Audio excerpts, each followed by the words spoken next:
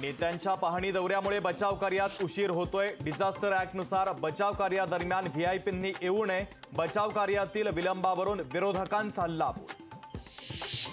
घाटकोपरच्या दुर्घटनास्थळावरील उरलेली 3 होर्डिंग महानगरपालिका हटवणार। थोड्याच वेळात महानगरपालिकेच्या वतीनं तोडक कारवाई केली जाणार। होर्डिंगच्या प्रकरणामध्ये बीएमसी आणि रेल्वेची लपवाछपवी। 120 फुटी होर्डिंग 80 बाय 80 फूट असल्याचा केला दावा।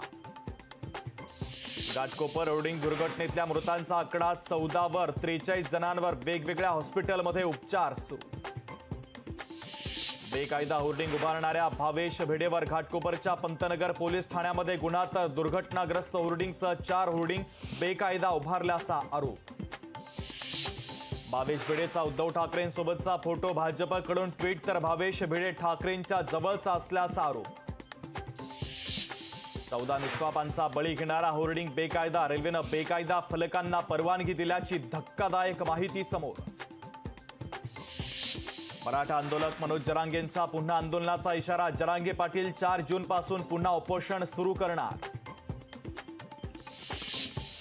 पंतप्रधान नरेंद्र मोदींनी वाराणसीमधून उमेदवारी अर्ज केला दाखल। पंतप्रधान मोदी तिसऱ्यांदा वाराणसीमधून निवडणुकीच्या रिंगणात।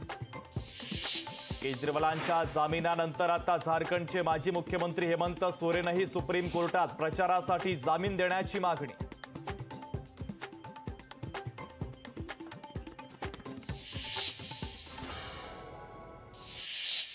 शिर्डीमध्ये साई भक्तांसाठी साई संस्थांकडून खास सोय। उन्हापासून बचावासाठी मंदिर परिसरात उभारला मंडप।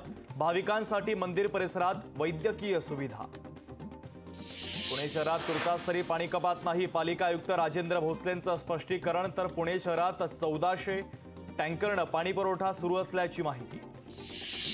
होर्डिंगच्या दुर्घटनेनंतर राज्य सरकारला जाग। मुंबईतील बेकायदा होर्डिंग्स हटवण्याचे मुख्यमंत्री शिंदे यांचे पालिका प्रशासनाला आदेश। प्रशासनाच्या दुर्लक्षामुळे निष्पाप लोकांचे बळी गेले। दुर्घटनेची जबाबदारी बीएमसी प्रशासनाची। विरोधी पक्षनेते विजय वडेट्टीवारांचा आरोप। घाटकोपर येथील घटनास्थळी मुंबईचे पालकमंत्री दीपक केसरकर यांनी दिली भेट। तर संबंधित प्रशासनासोबत संवाद साधून जाणून घेतला परिस्थितीचा आढावा। इंडिया आघाडीची 18 मे रोजी मुंबईत बीकेसीमध्ये प्रचार सभा। तर खरगे पवार ठाकरेंसह केजरीवाल यांच्या उपस्थितीत भव्य सभेचं आयोजन। दिव्यांग मंत्रालय दिल्यानं मुख्यमंत्री शिंदेंसोबत मंत्रिपद दिलं असतं तरी सोबत राहिलं नसतो। आमदार बच्चू कडूंचं विधान। केजरीवालांच्या विरोधातील याचिका सर्वोच्च न्यायालयानं फेटाळली। मुख्यमंत्री पदावरून हटवण्याची याचिकेतून करण्यात आली होती मागणी। अमरावती महानगरपालिकेचे कर्मचारी आजपासून संपावर। 6व्या आणि 7व्या वेतन आयोगाची थकबाकी आणि महागाई भत्ता देण्याची कर्मचाऱ्यांची मागणी। ठाणे जिल्ह्यात लोकसभा निकालाच्या दिवशीही मद्य विक्रीला बंदी। सुधारित आदेशानुसार आता ठाण्यात 18 ते 20 मे रोजी आणि 4 जून रोजी मद्य विक्रीला बंदी।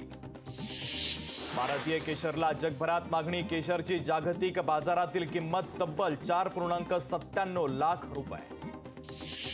पुणे शहरामध्ये पुढील 2 दिवस पावसाचा ऑरेंज अलर्ट। तर पुण्यात मुसळधार पावसाचा हवामान विभागाचा अंदाज। उकाड्यानं हैराण झालेल्या नागरिकांना काहीसा दिलासा। मॉन्सून यंदा वेळेआधीच येणार। 19 मे रोजी मोसमी वारे अंदमानात धडकणार।